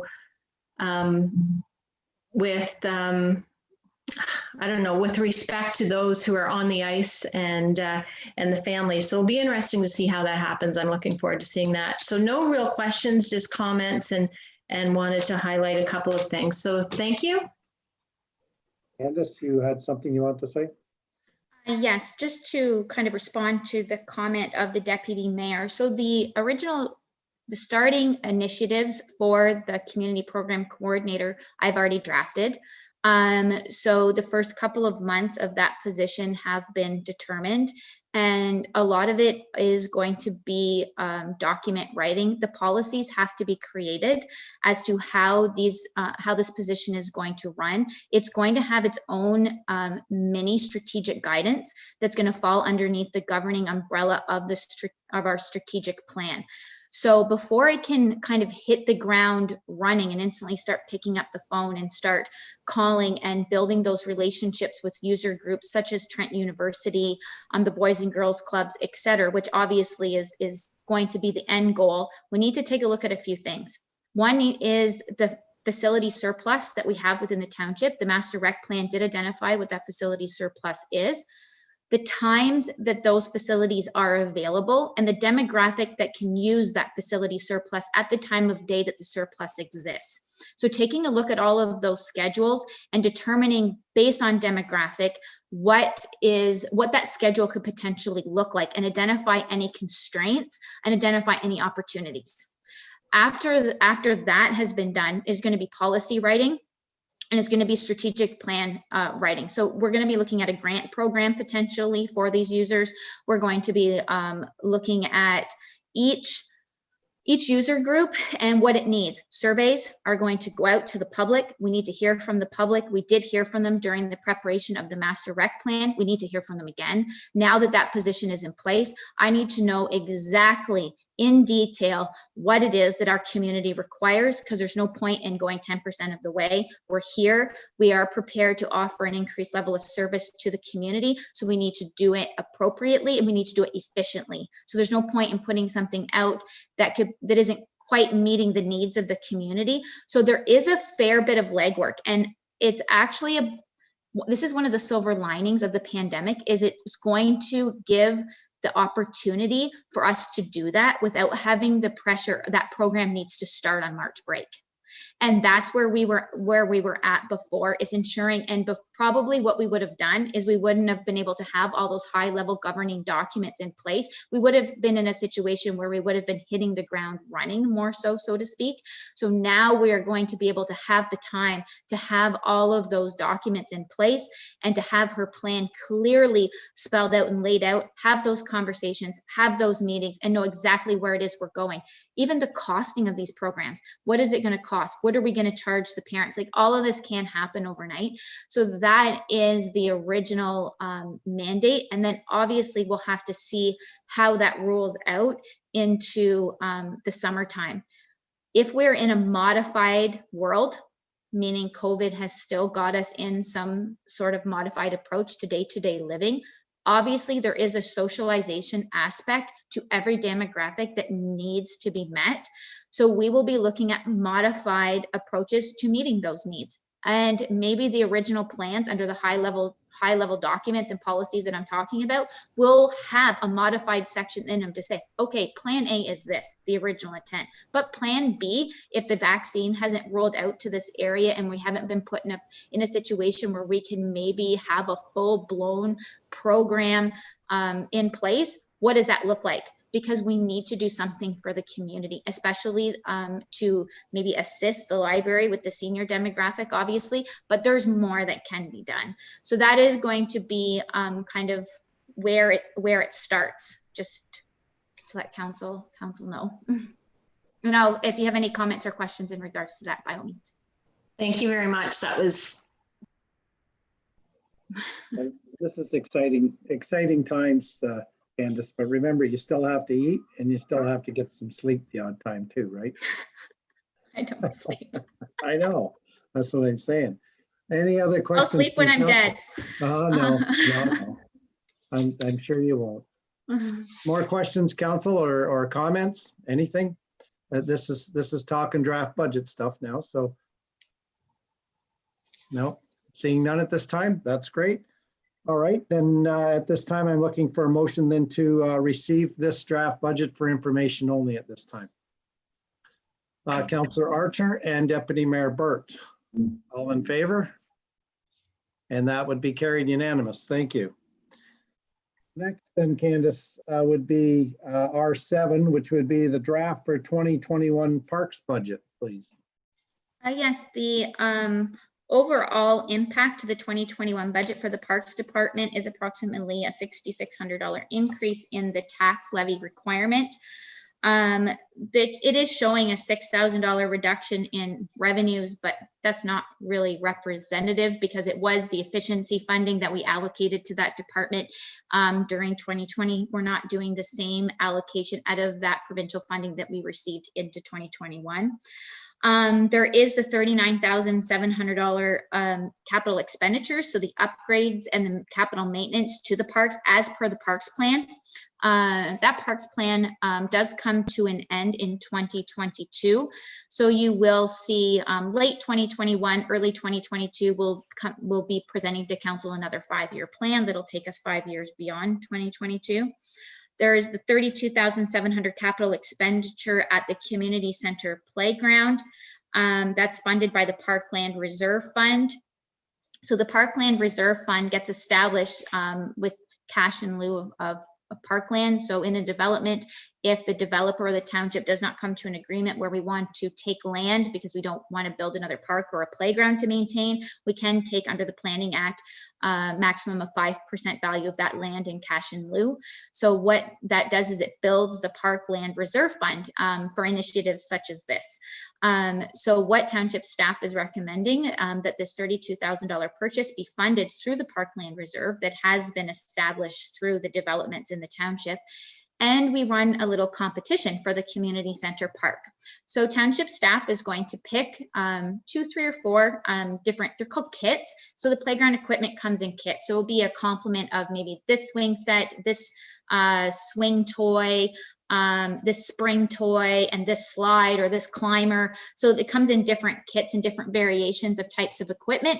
We are going to release that to the public and allow the children or the residents to let their voice be heard, and they will essentially choose what kit goes into the community center. So we're excited about that. Parks obviously has a liability component to it. So obviously it's going to see the increase in insurance costs, what I predicted of approximately 15%. The grass cutting is going to continue to be managed with in-house forces. That was extremely successful in 2020. So we are recommending that we will not be going out to tender again in 2021, and we'll just continue to maintain that. There is an increase in tree removal expenses. Unfortunately, we do have some diseased trees amongst our parks that are creating a bit of a safety concern, and we need to take a bunch of them down. We don't want to wait. Obviously, the parks plan, you can see what is happening in each park. So in Asphodel Park, you're going to see a toddler swing set, an accessible seat. We had one tree did come down due to a safety concern. The stump was left quite high so that we can have a carving done in it. They're very popular in Asphodel Park. So we are going to move forward with another one of those. We are replacing the flower beds and the borders at the cenotaph. So the wooden borders around them will be replaced with stone. The Lions Park is getting the 2 new garbage receptacles. We have been replacing a few of those each year throughout the township. The Mill Pond Park, we're going to replace some of the posts up there have all been smashed and broken off, so they need to be replaced. Norwood Park, which is in the new subdivision, is going to get 2 new pieces of outdoor fitness equipment, which is being funded from development charges. It's getting a tree, and then the wood chips need to be refreshed, which happens every couple of years. Community Center Park, obviously outside of the big competition and the kit that it's going to see a new spring toy. The wood chips need to be replenished there as well in an accessible seat. Elm Street, according, I don't know if you remember the sidewalk plan, we are putting new sidewalks up Elm Street in 2021. So there's going to see a new garbage receptacle there and 6 new flower pots. And I think that basically summarizes the report. So I'll leave it with council if you have any questions. Council, anything on this draft? Councilor Ward, please. Through you, Mayor. I just wanted to say that the parks have never been more important than COVID. I think we can all attest that we've driven by the parks this summer and they've all been so busy. And to see some money, being put into maintenance and up, it's important. So that was just more of a comment. Thank you for that. Anyone else at this time? Councillor Walsh, please. You're You're on muted, mute. sir. Just more of a comment if I can through you, Mayor. Again, I love the idea of the community basically being able to vote on what toys and kits that we get for the township for the playground equipment. So it's nice to get the community involved and understand what they want and need. I'm excited too. Yeah, thanks for that. Deputy Mayor Burt, you had your hand up, please. There we go. Sorry, couldn't hit the button. Yeah, just around the tree removal. Obviously, Asphodel Park is a big one because that's full of ash, and that's one of them. I just wondered what other parks were needing trees to come down. And then I was just curious, and I just thought of it now. What happens to the wood? Does the contractor take that, or I'm just curious because I know other municipalities, they take that back to a depot or a pit or something. And there's been other municipalities that kind of silent auction it off at the end of the year to the highest bidder. So I just didn't know if the township has ever done that or if that's available. So just a question around the wood that is taken. Okay, I can tell you that the majority of the trees that are coming down are in Asphodel Park. Unfortunately, you nailed it. The ash trees are the ones that have gotten the disease, and I do think we're going to start to see that more so throughout the township, even the ones that are still remaining. I don't know in the next few years whether they're going to be able to sustain or not. It's not looking good. With our tree replacement program, every tree we take down, we do replace it with another tree as per the provincial mandate for the tree policy. So that is going to happen. This is the first time that the township has ever had an abundance of trees to take down. Normally it's a one-off and it's more like a branch that's potentially, but as we're moving forward with the library tree coming down, which is a large tree, and the other trees that are scheduled to come down in Asphodel Park, that is on the agenda for tomorrow's management team meeting. Okay. So to discuss as to what it is we're going to put in place to deal with the wood in a safe, transparent, and sustainable manner. So we will decide at management team tomorrow, and then I can include it in my CAO list and advise council of what the decision is for the December 8th meeting. Good, Okay. thank you. You're welcome. Very good question. Anyone else at this time? Okay, I have a couple things on mine. Lori touched on it there about the trees coming down. It's funny, I was just talking with a gentleman today. I guess he's traveled all over to the different parts of the world and now he's home. But he talked about what we do with trees down, and he was wanting to approach different townships or even the county. And I said something about, we use a lot of our brush and branches for diversion points, I guess, through the county to meet certain restrictions or whatever that the province has put on us to say you need to get rid of so much material. But anyways, what he said was he knows of a few people talking about Haiti over there, is that they're having a hard time with actually trying to cook, clean, do like what they do is they take trees from all over the world, they get treated, somehow they pay for it and send things back, but the trees actually get treated in canisters for disease and whatever. They take it over there and they burn it up to a certain part and then they use it as coal. So it was just kind of interesting that when Deputy Mayor touched on what we do with our fallen trees, that this gentleman had mentioned that today about there was an option for trees. So, but my actual question, I guess, is porta potties. So with COVID going on here, so we're not looking for a cure here anytime soon in 2021, hopefully sooner than later. But with porta potties at the parks. And we may see a more influx if the cities don't settle down on what they're doing and we have more people coming out. The porta potties are going to be quite needy, I would assume. Otherwise, we're going to have some real messy parks. Is there something in the budget to clean them more often, or maybe have two put in if we see the need for that? Is there some contingency plan going forward, possibly for something like that? That's my question, I guess. Thanks. Okay, so I'll go back to the trees information. So as I stated, traditionally it has been the contractor that's taken the trees, as it has been a one-off tree here or there, but we will be discussing it tomorrow at management team. I have not heard of ever such a program existing that you were talking about. So if you would like me to table that at management team as an option tomorrow, I will reach out to you outside of the council meeting to try to get some more information on that, so I have a clear understanding as what that program entails.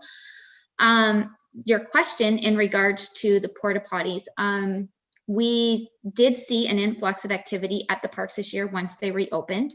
We did put strategically placed porta potties within the township to deal with that activity. They were cleaned and met the requirements and the recommendations of Peterborough Public Health. Where there is no contingency built into the budget to put additional porta potties in, as if there is restrictions in place, the parks will be potentially closed. And I've never seen a lineup at the porta potty, meaning that, you know, one porta potty at a park wouldn't necessarily meet the demand. But I do believe that there is demographics, like there's data that tell you, so if you have this many people at an event, you need to have this number of porta potties to support that event. So I can easily look at that data, but I doubt we would meet the requirement to be installing 2 or 3 porta potties per park, even if we do see an increase. Because if we didn't need it this year, and as the pandemic starts and the vaccine starts to roll out, I don't foresee us needing it. But if we did have to put in 1 or 2 additional porta potties, the budget would easily support that. There's no need to have any huge over budget expense, and essentially that would be COVID related. So the $30,000 that's been budgeted for 2021 would cover that cost. So great, yeah, thanks. And I forgot there. You're right. If it does get worse out there, chances are we start shutting things down ourselves here too in the town. So, yeah, absolutely right on the nail. Okay, no other questions then. So for parks budget, then we'll receive this for information then. So that's the motion I'm looking for. Councillor Walsh and Councillor Archer, please. All in favor? And that's carried. Very good. So now on to R8 then. Candace, this is the draft 2021 Planning Economic Development Budget, please. Yes, so the draft 2021 Planning and Economic Development Budget proposes an increase in the tax allocation of approximately $15,000. This is largely due to the increase in legal costs due to the ongoing local planning appeal tribunal file that has not been settled for the proposed Wellington Street development, an update to the development charge bylaw due to legislative changes, and the addition of a part-time planning economic development assistant. It is anticipated that the LPAT file, which has been ongoing since 2018, will hopefully be settled in 2021. So reduction in legal expenses then can be realized again in 2022. Legislative changes to the Development Charges Act through the passing of Bill 108. So there was 2 acts, the More Homes, More Choices, which is under Bill 197, and the COVID-19 Economic Recovery Act requires a township to update the DC bylaw to be compliant with the new changes. This process will occur in 2021. So they are administrative changes, and we do need to go to public meeting, release the document for a 60-day commenting period, and then re-adopt it. So the consultant will be assisting us with that. There is in the staffing document, you'll see what the primary duties will be for the planning and economic development assistant. I won't reread all of those 10 points or so to council, but by all means, I am able to answer any of your questions if you have any relating to that new position. It does also include an allocation to start replacing the entrance signs to the township. I'm sure as you have noticed, as you've been traveling around the township in the last few years, we have been putting money aside for the replacement of those signs, as they are all in some need due to deterioration of replacement. And they have not been replaced in the past because we knew we were going to be at some point doing a rebranding. So there was no point in replacing them and then doing the rebranding and having to replace them again. So some of them are in more need than others. So we're going to start that program next year as well. So I will gladly take any questions from council. Cool. Any questions at this time? Deputy Mayor Burt. Yeah, I'll get the conversation going. I like the idea of the planning economic development assistant. I think we've reached a point in the growth in the township that certainly that is needed, and targeting that area, and looking forward to seeing where that position takes us into the future. I know, certainly close contact with PCAD and the economic development end is so important. We all know the importance and priorities in shopping local, and I think this just helps move us in that direction. And that's I don't really have any questions. That's really the comment I have to make on this department. Thank you. Okay, thank you. Councillor Walsh, I think I seen your hand. Yeah, again, through you, Mayor, basically just echoing Deputy Mayor Burt's comment. It's exciting to see a part-time planning economic development assistant. I think we are at that point where we need that assistance. And again, looking forward to see how we take and utilize that person to continue to make us grow. And I think the only other question I had was, Candace, how many township entrance signs do we have? That's a good question. I actually have no idea. I know we counted them last year, but there was some that were missed. So if you we've got entrance signs into, say, Asphodel Heights, Westwood, all of those. If I had to guess, it's 20 to 25 type signs everywhere. And I'm just going to say that's not replacement signs. That's also adding signs into locations where there's not signs, where there needs to be signs, because it kind of, you don't know when you enter into Asphodel-Norwood on Highway 7. You know when you enter into the village, but you don't know when you enter into Asphodel-Norwood, where each lower tier ends and begins. So it won't just be replacement, it'll be addition of new. But I'm guessing 20 to 25. Okay, that was kind of what I was thinking. So we're in the same ballpark. Thank you. You're welcome. Deputy Mayor Burt.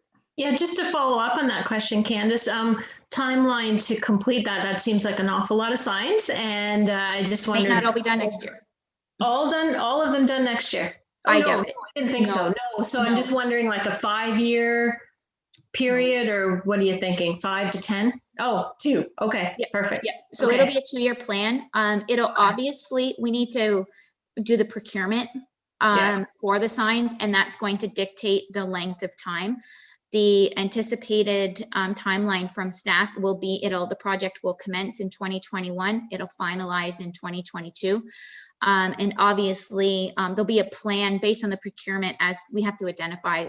So it's going to be all the exterior done first, then basically we're going to do, it's going to be in rings. So the exterior of the township, where do we need the points? What points do we need as we enter into Asphodel-Norwood? Not just Norwood, Asphodel-Norwood. Then the next ring, where do we enter into our settlement areas? And then any other little points that we miss. So 1 to 2 to 3 phases, but 2 years to complete. Good. Perfect. Thank you. You're welcome. Councillor Ward, you have a question. Through you, Mayor. Candace, I was just wondering when you were anticipating the start of the part-time planning economic development assistant. So with the we need the adoption of the budget. So if the adoption of the budget is January 12th, that has been proposed, I suspect the recruitment will begin in February. So then I would suspect, depending on the exact timing of it, depends on the successful applicant and the timing, if they have current employment and if they need time. So I don't know the exact timing, but it'll be recruited in February, hopefully by an April 1 start. Okay, thank you. You're welcome. Great, good Very news. good. Any other questions from council at this time?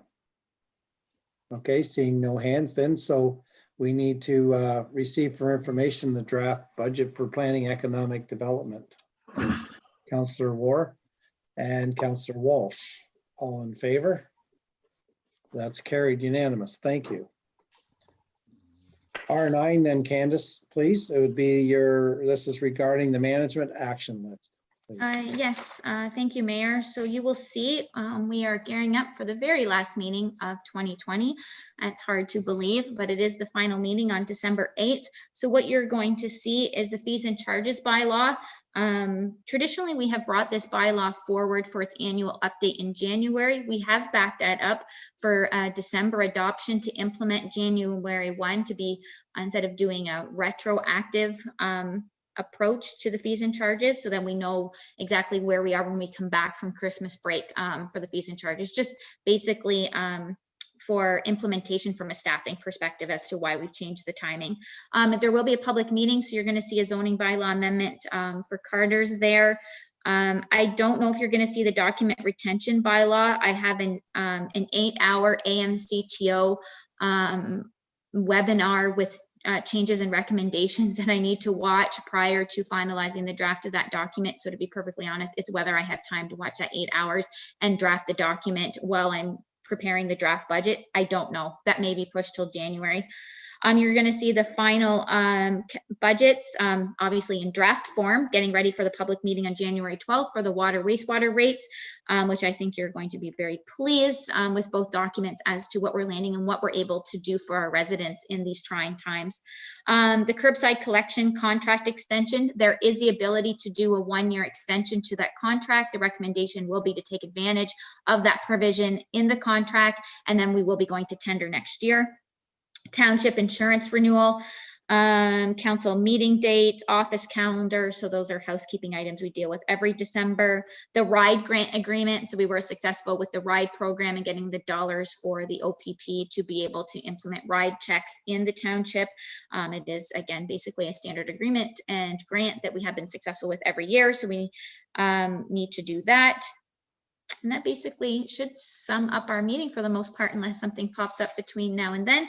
And then once we adopt the council meeting dates, we'll be able to then take the 2021 list and assign dates to it.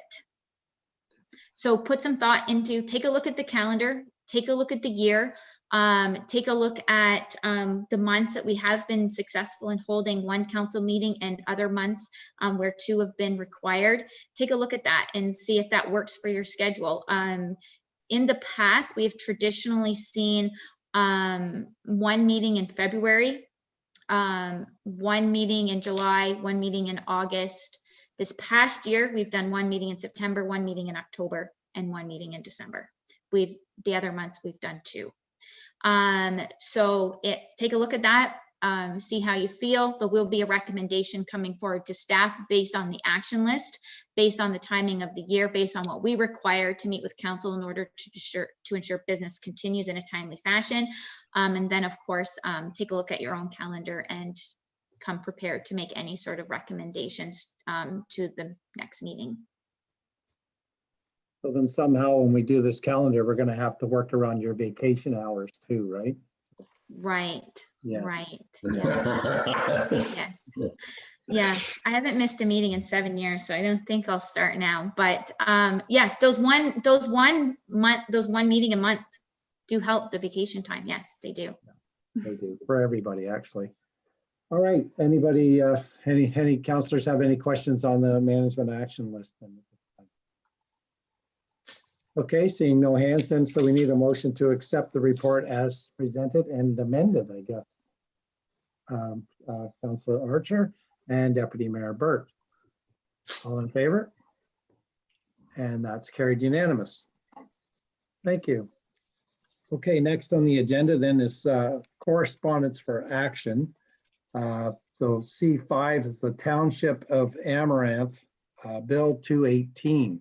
Does anybody need anything explained on that you might not have gotten figured out on your own on this, or how does council want to receive? Or Deputy Mayor Burt, please. Yeah, I would support this. I think it's important that municipalities have the decision-making ability to do the ranked ballots or not. So I do believe that it's important to support this, and certainly not every municipality will use it, and certainly not within the next election cycle, but I think it needs to be on the table. So I would vote to support this one. Well, that's the motion that Deputy Mayor's put forward. Do I have a seconder on that? Councillor War. Is there any more discussion on the matter then? Seeing no hands, then I'm looking for the motion to be carried. All in favor? Perfect. Okay, unanimous hands on that one. C6 then is City of Hamilton amending the AGCO licensing and application process for cannabis retail stores to consider radial separation from other cannabis locations. Councilors wish on this. Do we need any help from Candace on this to explain the difference, or how's? Seeing nothing. So I'm looking for a motion then. Do we just receive this report, or you receive and support? How do you want to do it, Council? Councillor Walsh, please. Through you, Mayor, I would motion that we simply receive this report. I honestly think in the size of our township that we will not see a vast amount of these locations coming to be, whereas I can understand the City of Hamilton seeing many, many more than us. So my motion would be to receive only. Okay, that's the motion on the floor. Do I have a seconder then, please? Councillor Archer. Is there any discussion on the motion? No. Seeing no discussion, looking for a raise of hands to be supported. All in favor, there you go. Next is C7, Ontario Clean Air Alliance, phasing out Ontario gas-fired power plants. Councillor Moore. To receive the report, please. Thank you. There's a motion on the floor.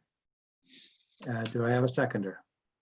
Deputy Mayor Burt, is there any comments? I have one. I don't want to get too political on this, but if chatting with certain people around the area, when you talk about pulling out certain parts of our energy in order to get rid of, say, this creates hydro for us, and then other organizations want to put more wind and solar, you take that away from something else, whether you take over a farmer's field for solar, or you take over an acreage to have a wind power. It's just more of a comment than anything. When you want to take something away, you have to take something away from someplace else too. So thank you for your motion. Raise of hands on this motion then, please. All in favor? It's been carried. Thank you. Okay, C8 is a numbered company 1087086 Ontario Inc. And it's regarding Wellington Street subdivision development. Councillors, any comments, wishes? Councillor Walsh, please. Just from my perspective, Mayor, through you, it's really more of a comment. I just wanted to clarify that at the November 10th council meeting, I did ask if we had received further correspondence from this number company to justify their request to reduce the security deposit from 50K to 30K. And the answer received at that council meeting was no, that nothing else had been received in regard to that question. And I just want to make that clear that that's what I had been asking that day. Okay. Any other comments? Deputy Mayor Burt, please. Yeah, after reading this huge report, I know for myself, and I'm not going to speak for everyone around the table, I'm not an engineer in any stretch of the imagination. And I would really prefer to defer this so that our engineers can review this. We have what DM Wills had wanted the scope of work to be, and then we have the scope of work that Cambion had done. And where those two meet and where they overlap and where they don't, from all these pages, I'm not, quite frankly, able to decipher that. So that's my first and largest point. So that's what I would like to see. And also, because this is an LPAT currently, we really do have to defer this to legal to look at the agreement, and more information needs to come back to us. So really, those are my two comments. I'm sure others have them, but I would certainly not be comfortable moving forward. And this is Norwood's water, and we have to be 100% bang on and know what we're doing here. And these reports don't do it for me. So that's my comment. That's fine. It wasn't a comment, actually. I heard you make it the motion there, actually, to say that you wanted to defer to engineering and legal. So yes, I do. So that will be my motion. Yes. Yeah, that's what I thought. Okay, and so the seconder would be Councillor Archer. So does anyone else want to speak to the motion then on this? Okay. Oh, Candace, Yes, through you, Mayor. I just want to explain a couple of things to council. One is my role as the clerk, and with the three titles, sometimes deciphering between the three gets sometimes complicated. But as the role of the clerk, it is my job to ensure that all correspondence that is provided addressed to council. I'm a conduit, so I provide all of the information that as in the format in which it's provided to me directly on to council. I don't add to that correspondence, nor do I take away from that correspondence based on my own opinion on whether I believe that council needs to have more information or I need to take away from that correspondence. I'm simply a conduit. It gets provided onto council. If council, once they've received the correspondence, such as the correspondence received on November 10th, wishes to receive further information or discuss the information that has been ascertained through the LPAT case, and it is requested, of course, it will be provided. The developer has mentioned in its correspondence to council that the May 8th, 2020 Cambion report has been provided directly to myself on 3 separate occasions. I can tell you that I did receive it through the LPAT file, through the LPAT case. It was presented to the township through its LPAT file with Peterborough County. I then again was CC'd on it when it was forwarded on to the Conservation Authority. And then I received it directly to myself after I requested to receive a copy of it directly to me. So those are the 3 instances that it is referring to in the letter of correspondence.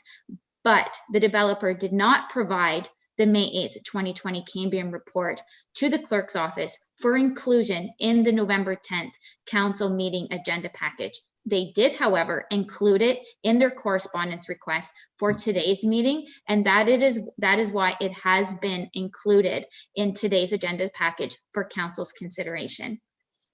For the interest of the public, I can state that the Local Planning Appeal Tribunal is in receipt of an appeal from the developer.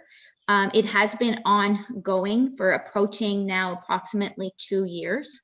It was originally filed back in 2018 with Peterborough County. This is between the developer and Peterborough County, but the township is involved as it is within our township, and it is in close proximity to the township's water source. So obviously the township has interest in the file and the outcome of this file. Council has received information in regards to the ongoing status of the LPAT, so I'm not going to reiterate all of that, but for the public's knowledge and consideration, it is an ongoing LPAT file. We do have a date tentatively booked for the end of January for another pre-conference hearing. And council will be made aware of all of the outcomes and the next steps as we go through this process to ensure that the development in the village of Norwood meets all of today's criteria, that it ensures that the Norwood wellhead area is protected, and that the village of Norwood can sustain for generations to come and will have sustainable drinking water for generations to come. That is our #1 goal and our #1 priority. Thank you, Mayor. Yeah, thanks for that, Candace. Appreciate that. So we have a motion on the floor. Just to go over it one more time. The motion is to defer to engineering in our legal department. So Deputy Mayor Burt, you have your hand up? Yeah, could I just have a recorded vote on that one, please?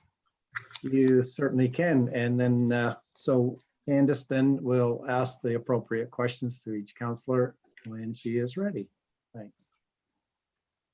So Deputy Mayor Burt moved the motion. Who seconded it? Wilbur. Councilor Archer. Thank you.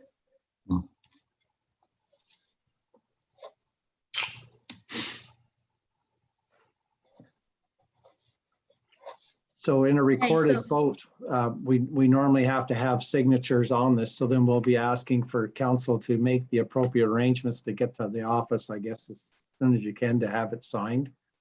Would that be right, Candace, on that? No, we don't sign the recorded vote forms, Mayor. We just sign the going into closed session forms or your pecuniary interest forms. Oh, okay. You don't sign great. the recorded Thanks. vote forms. You're welcome.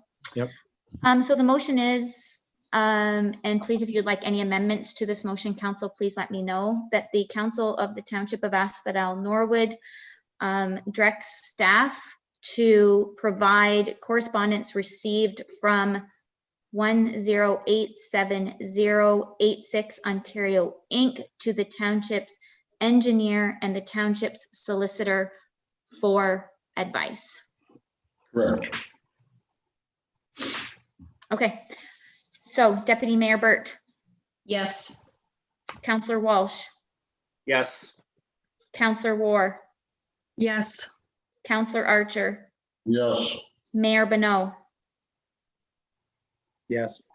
Motion is carried. Okay, thank you. So next on the agenda then is the council liaison report. Somebody have something they want to bring forward today? Councillor Ward, I believe. Yes, through you, Mayor. I did provide a copy of what's transpired with the ORCA meeting, and there is another one happening in December 17th will be my last ORCA meeting for the year. And then for the Cultural and Heritage Committee, obviously all of our events have been canceled the past year, but I would like council to be aware and the public that one of our members, Jeff Dornan, has been putting some really great articles into the Peterborough Examiner about Asphodel-Norwood Township. And I think they're really good, really good articles to take a look at. So thank you. Thank you for that. Anyone else? Deputy Mayor Burt, I see your hand. Yeah, there's a written portion in the agenda, but I just wanted to update a couple of things. The EOWC, so Eastern Ontario Wardens Council, they will be tackling a couple of things at Roma, Ministry of Health and Long-Term Care around funding, and as well as the Ministry of the Attorney General for joint and several liability. So just a couple of things there.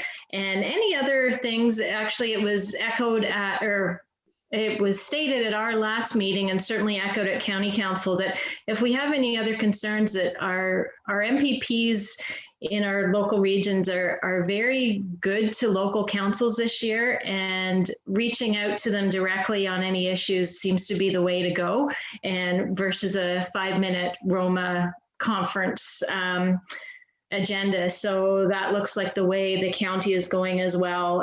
With the Eastern Ontario Wardens Caucus, they end up in a 30-hour-long meeting. So it just makes sense to do it that way. Peterborough County Transportation Master Plan comes out on Thursday, November 26th, and is open for comments until January 4th. And that also includes off-road vehicle information. So I encourage everyone to go on there after Thursday and take a look at it. And yeah, a couple more things, but you probably got all the information already. So that's good. That's all for me. Thanks, Deputy Mayor Byrd. I just want to ask a question on that about the four-wheeler part. I wondered if that's a hot topic in our township. I mean, I get asked a lot of that when I'm down in the downtown core and even out and about.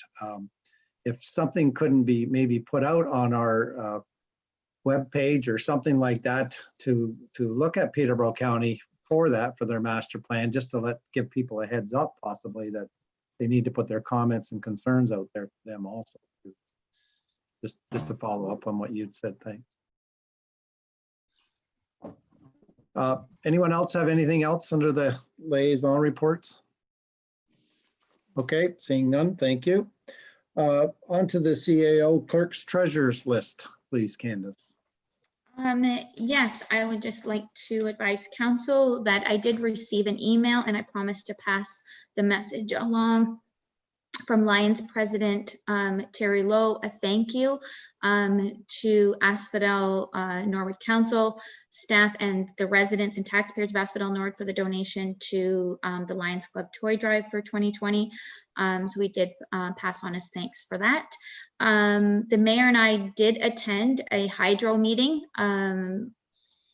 based on the transfer of ownership from Peterborough Utilities to Hydro One. The meeting was just very high level to start. We did look at a terms of reference that was approved, a mandate that was approved, and they are going to be investing in some community initiatives.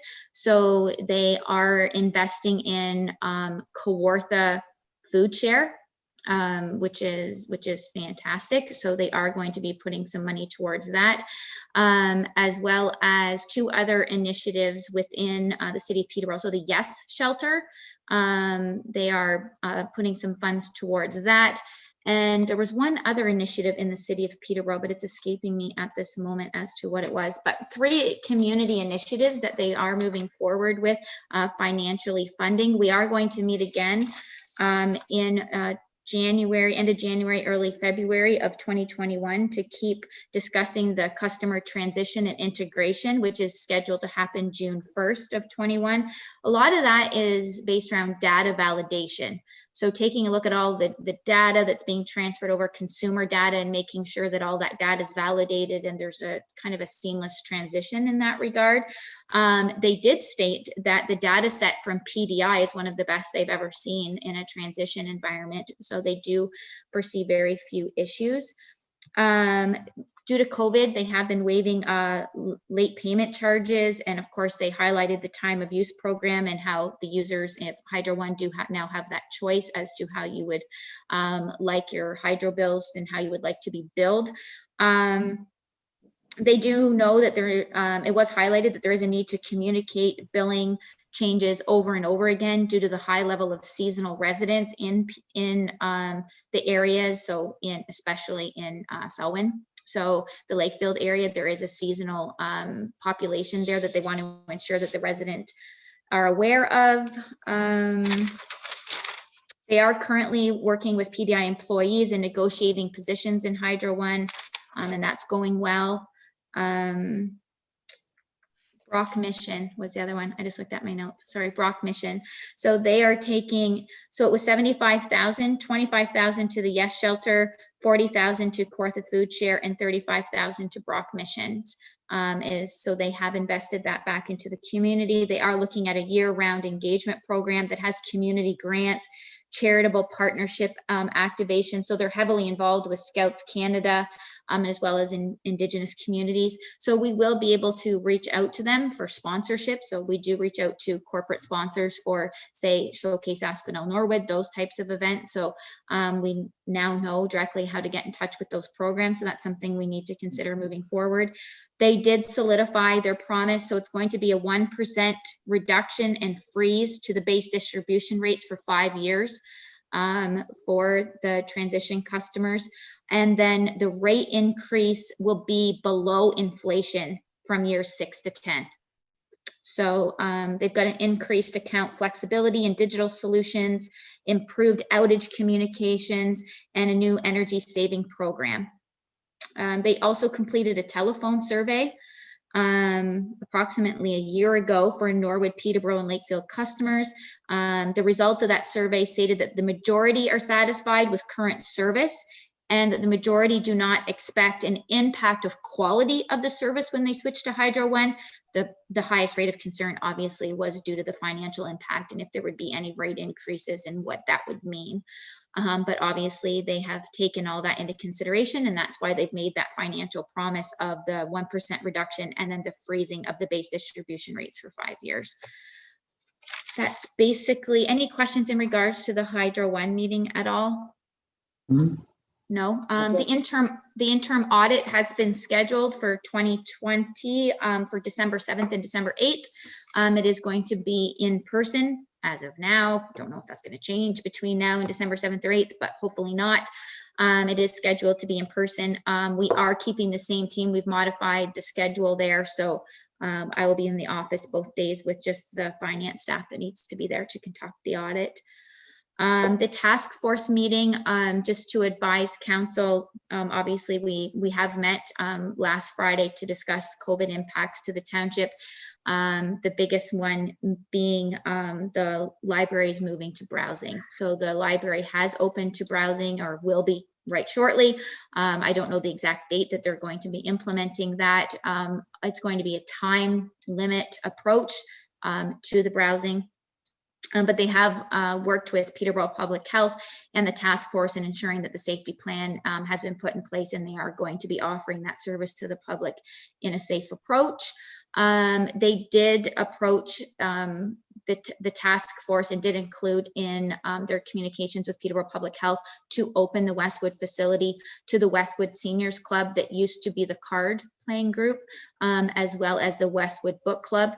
It was determined with through support and recommendations of Peterborough Public Health that those two social groups be asked to meet at the Millennium Room, as they wanted to meet after hours and have the participants do the cleaning and disinfecting of the facilities. So it was recommended by Peterborough Public Health that they be moved to the Millennium Room, where it's staffed during the whole time. It's set up for them, and then it's disinfected and cleaned after. So they already, I believe, have one date booked in the Millennium Room prior to that anyway. So they're going to be moving forward with that, unless they've changed their mind since we have moved to yellow. That's it for my chair, Mayor, unless there's any questions for me. Questions, Council? All right, seeing no hands, then next on the agenda then would be general business. Anyone have anything under general business at this time? All right, I do. Oh, Councillor Walsh, go ahead, please. All right, through you, Mayor. I know we've had a little bit of email correspondence back and forth regarding Roma conference in January in terms of who was looking to attend. I just wonder whether this is an opportunity we could possibly quickly discuss and decide on who's going to go. I am attending certain sessions. I'm not going to be able to attend just due to other commitments that have been pre-booked, but there is a few sessions there that I need to participate in, and I can tell you what they are, or I can just send an email out to you after which ones I'm going to be participating in. If you all want to send an email, I can have Pam set it up so we know what each one of us are planning on attending, and then she can send it out to us and we can see where the holes are, if that makes sense. Yeah, I just want to say for the public's knowledge there that Councillor Ward, Deputy Mayor Burt, and Councillor Walsh were interested in taking part in this conference along with our staff, Candace. So just that's what the discussion is about. So go ahead, Deputy Mayor Burt, you had your hand up, I believe. Yeah, that was just my comment, and I think there looks to be, we've just kind of seen an outline. There looks to be some pretty good programs and information there, and I was planning on going through the counties, but certainly we can coordinate who's going to what, and a little bit of overlap is always good as well, because each of us brings back a different perspective as well. So But yeah, I think coordinating on behalf of each of us is a good way to do it. So probably via email will work. Awesome. Okay, that sounds good. Yeah, and Mike? if there's a couple of people in each one, that's not a big deal. We just wouldn't want to see all 4 of us attending the same one, but definitely I agree. A couple in each session. We've done that in previous conferences where a couple of us, plus my approach is completely different. I'm looking at things completely different than potentially a counselor. So really my attendance shouldn't interfere with any member of council that wants to participate in anything. That's for sure.